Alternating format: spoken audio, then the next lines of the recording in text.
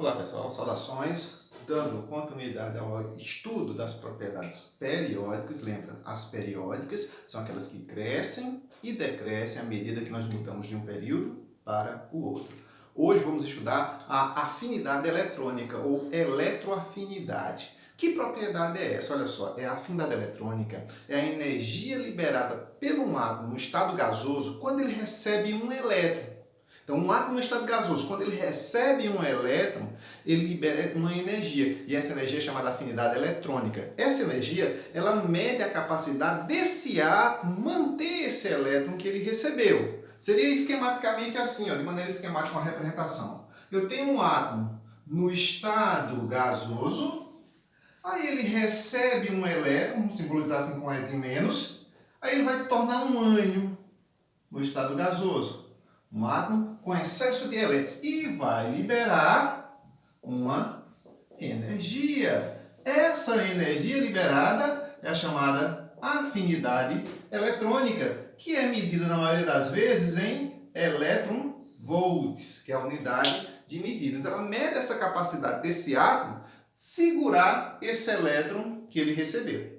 E a afinidade eletrônica, ela também varia em função do raio, só que de maneira contrária. Olha só, se o raio atômico diminuir, se o raio do átomo diminui, cresce a afinidade eletrônica. Então, quanto menor o raio do átomo, maior a afinidade eletrônica, ou seja, maior a quantidade de energia que ele libera ao receber um elétron. E de forma contrária, se o raio aumenta, diminui a afinidade eletrônica. Beleza? Vamos ver a variação na tabela. Olha a mágica.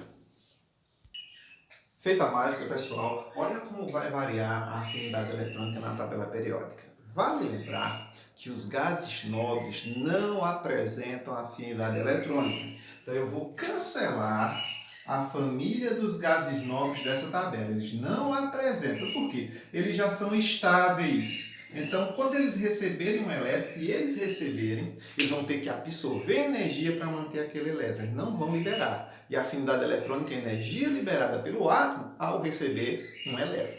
O restante da tabela apresenta a afinidade eletrônica. Como ela varia contrária ao raio, vamos relembrar. O raio ele cresce de cima para baixo. Então, a afinidade eletrônica na família tem que crescer de baixo para cima. O raio crescia da direita para a esquerda no período. Então, a afinidade eletrônica vai crescer da esquerda para a direita. Consequentemente, o raio crescia na diagonal descendo, a afinidade eletrônica cresce na diagonal subindo. O elemento da tabela periódica que apresenta a maior afinidade eletrônica é o flúor.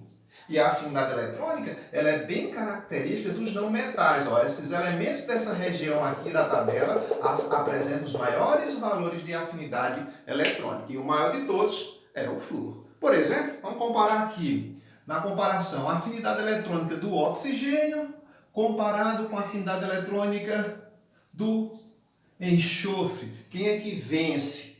Analisando pela tabela, o oxigênio vai estar mais ou menos aqui e o enxofre vai estar embaixo dele, na mesma família. Na mesma família, cresce de baixo para cima. Quem está em cima tem maior afinidade que quem está embaixo. Quem está em cima, oxigênio. Então, a afinidade eletrônica do oxigênio é superior ao do enxofre. Você poderia analisar pelo raio. Se o raio diminui, aumenta a afinidade eletrônica. Analisando pelo raio, o oxigênio ele só tem duas camadas eletrônicas, enquanto o enxofre, se você fizer a distribuição, você vê que ele tem três camadas eletrônicas. Fator número de camadas. Quanto maior o número de camadas, maior o raio. Então, em termos de raio, quem é o maior em termos de raio? O enxofre. O oxigênio tem um raio menor do que o enxofre. Aí olha aqui, se o raio cai, o que acontece com a afinidade? Ela aumenta. Como o oxigênio tem raio menor, ele tem a maior afinidade eletrônica que o enxofre. Beleza? Outra comparação, vou fazer. Nitrogênio comparado com o fósforo. Na tabela periódica, nitrogênio está mais ou menos aqui, fósforo está mais ou menos aqui. Mesma família na tabela periódica. Na família, quem está em cima tem maior afinidade que quem está embaixo. Quem está em cima, nitrogênio, é maior do que o fósforo. Então, em termos de afinidade eletrônica, o nitrogênio ganha. Se eu for associar o raio, eu também faço. Nitrogênio só tem 2 camadas, fósforo tem 3 camadas. Fósforo tem um raio maior. Se o raio diminui, aumenta a afinidade eletrônica. E na comparação final aqui, entre enxofre e fósforo, olha onde eles estão no mesmo período. No período cresce da esquerda para a direita. Quem tiver a direita é maior. Quem é que está amarrado à direita? O enxofre. Então, em termos de afinidade eletrônica, o enxofre vence. Se for fazer pelo raio, dá certo também. Analisou pelo raio, enxofre 3 camadas, fósforo, aqui a massa 31 não é o número atômico do fósforo não, é 15. Desculpa aí o erro. Número atômico 15. Certo? Enxofre e fósforo também 3 camadas. 31 seria a massa, não o número atômico. Olha só, quando eu tiver 3 camadas e 3 camadas, empatou no número de camadas, são átomos no mesmo período, quem decide o raio é a carga nuclear. Maior carga nuclear, menor raio. A carga nuclear é o número atômico. Quem é que tem o maior número atômico dos dois? Enxofre. Como o número atômico do enxofre é maior, ele tem a maior carga nuclear, ele atrai os elétrons para mais próximo dele. Então, em termos de raio, o enxofre é menor, em termos de raio. Se o raio cai, o que acontece com a afinidade eletrônica? Aumenta. Por isso que a afinidade eletrônica do enxofre é maior do que a do fósforo. Beleza, pessoal? Vamos falar agora de eletronegatividade. Olha a mágica. Feita a mágica, gente, está aqui. Eletronegatividade. Que propriedade é essa? Eletronegatividade é a tendência que o átomo tem em atrair elétrons, em ganhar elétrons, quando esse átomo, é lógico, está ligado a outro elemento no composto. Por ter uma maior eletronegatividade, ele tende a puxar os elétrons para próximo de si. Então, eletronegatividade é a tendência que o átomo tem em ganhar, em atrair elétrons, beleza? E ela depende também do raio, ela varia de maneira contrária ao raio. Se o raio cair, aumenta a eletronegatividade. Então, ela depende do raio. Quanto menor o raio atômico, maior a tendência que o átomo tem em ganhar elétrons. Na tabela periódica, eu represento assim. Tendência em ganhar, os gases nobres não vão ter. Eles já são estáveis. Então, eu vou cancelar os gases nobres aqui da tabela periódica. Como ela é contrária ao raio, se o raio diminui e ela cresce, o raio crescia de cima para baixo. Então, ela vai crescer de baixo para cima. O raio crescia da direita para a esquerda. Então, ela vai crescer da esquerda para a direita. O raio crescia na diagonal descendo. Então, ela vai crescer na diagonal subindo. Os elementos de maior eletronegatividade da tabela periódica estão aqui, ó. Tem aqui o maior de todos, o flúor, o oxigênio e o nitrogênio. São os 3 maiores. Então, essa região aqui dos não metais concentram os átomos de maior eletronegatividade. Existe até uma fila de eletronegatividade que é fácil de memorizar, que nela contém, em ordem decrescente de eletronegatividade, os elementos mais eletronegativos. Olha a fila de eletronegatividade. A fila, ó. Para lembrar dela, olha a história. Fui ontem no clube, briguei e saí correndo para o hospital. Brincadeirinha. Flúor, oxigênio, nitrogênio, cloro, bromo, iodo, enxofre, carbono e hidrogênio. São os elementos de maior eletronegatividade, os mais usados em ligações químicas, que talvez você dependa da eletronegatividade para julgar a polaridade das moléculas ou da ligação.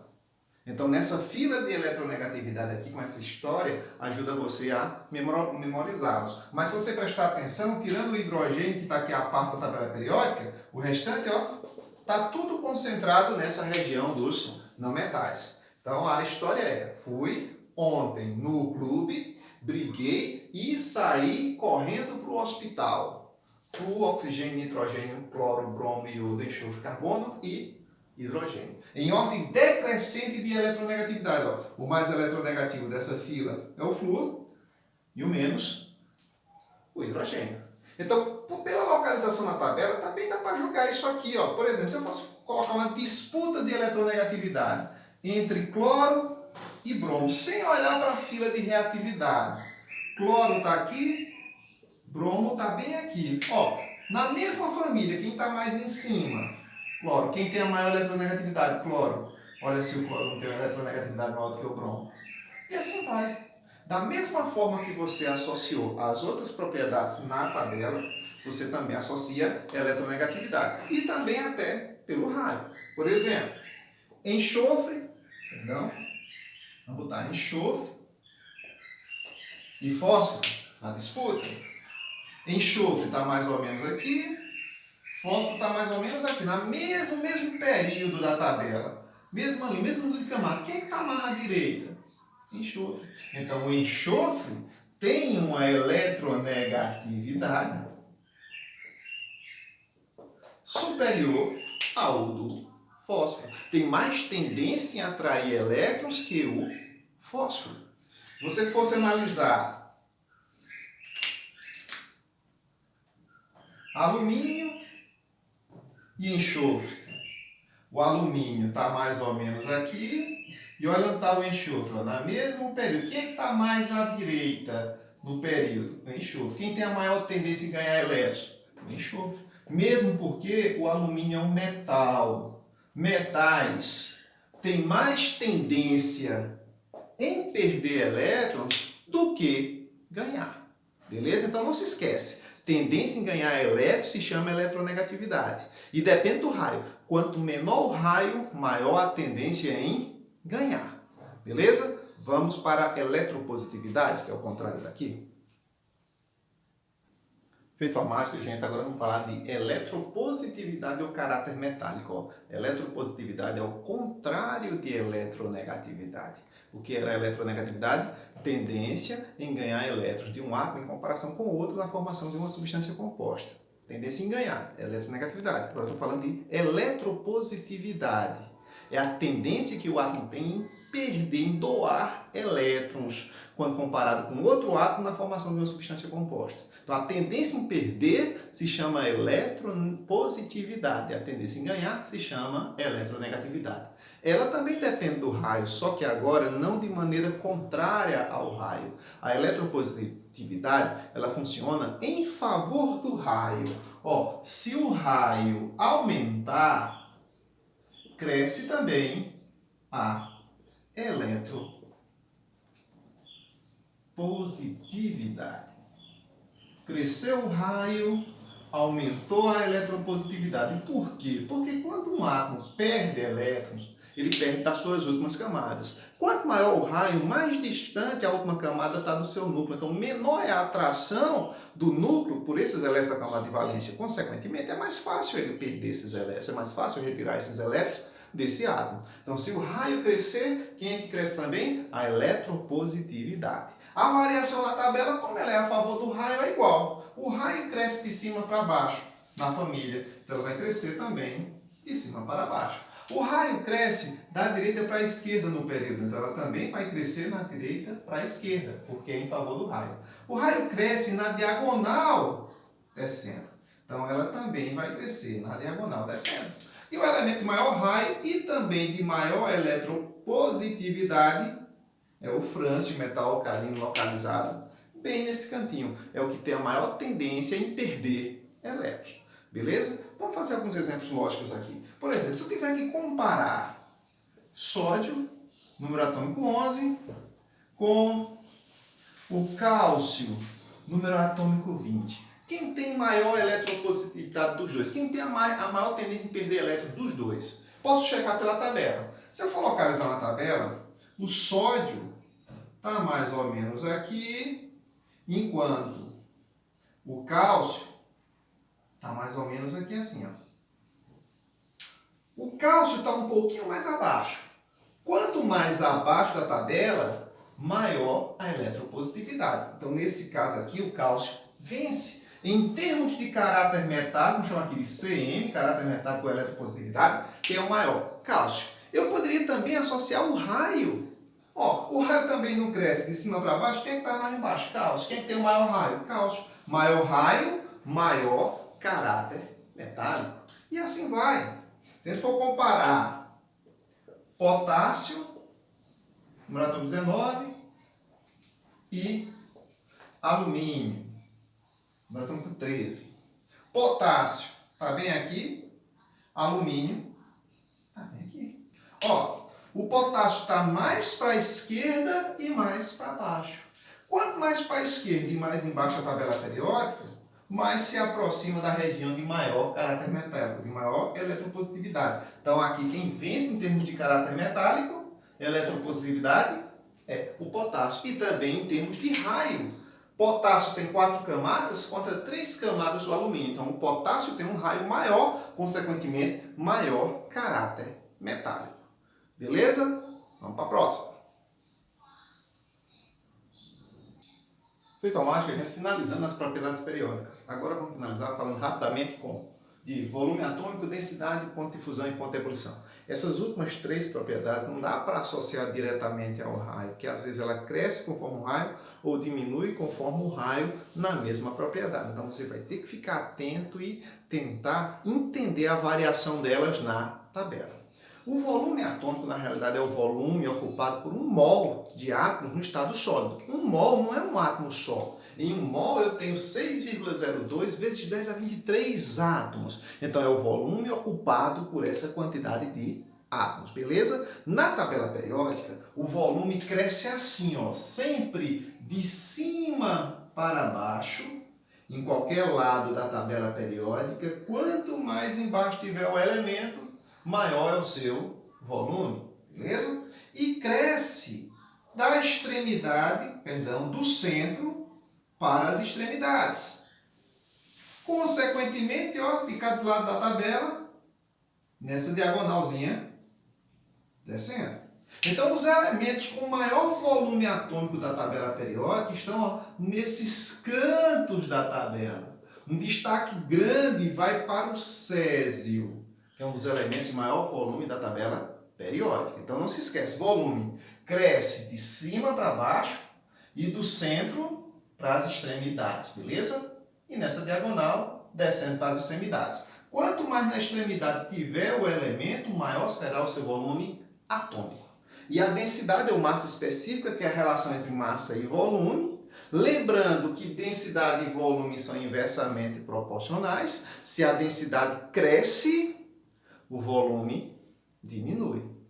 E se o volume aumenta, a densidade diminui. Ó. São grandezas inversamente proporcionais. Se o volume crescer, a densidade vai diminuir. E se o volume diminuir, a densidade vai crescer. Como é que varia a densidade na tabela periódica? Varia da seguinte maneira. Densidade sempre cresce de cima para baixo. Sempre de cima para baixo.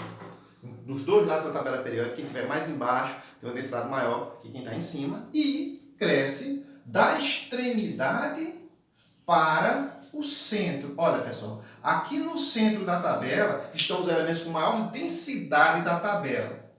Que, no caso, o maior é o ósmio, mas tem também o irídio, bem pertinho dele, com a densidade altíssima. Tá certo? Então, quanto mais embaixo e mais por cento da tabela periódica, maiores serão as densidades. Beleza? E finalizando, ponto de ebulição e ponto de fusão. Cuidado aqui, pessoal, porque num lado da tabela ele cresce de cima para baixo, de outro ele cresce de baixo para cima. Ó, para o lado direito da tabela periódica, ele vai crescer de cima para baixo. Aqui na parte direita da tabela periódica, quanto mais embaixo, maior a fusão e maior a ebulição. E aqui na esquerda ele já vai crescer, ó, de baixo para cima, aqui, ó, principalmente aqui, ó, família 1A e 2A, os metais alcalinos e alcalinos terrosos. Quanto mais em cima, maior o ponto de ebulição e maior o ponto de fusão. Já no restante da tabela periódica, ele cresce de baixo para cima. E nos períodos, ele vai crescer da extremidade para o centro. Quanto mais no centro e mais embaixo, nesse caso aqui, maior é o ponto de fusão e ebulição. O destaque aqui vai para o tungstênio, que é quem tem maior ponto de fusão e maior ponto de ebulição. Beleza, pessoal? Até a próxima aula.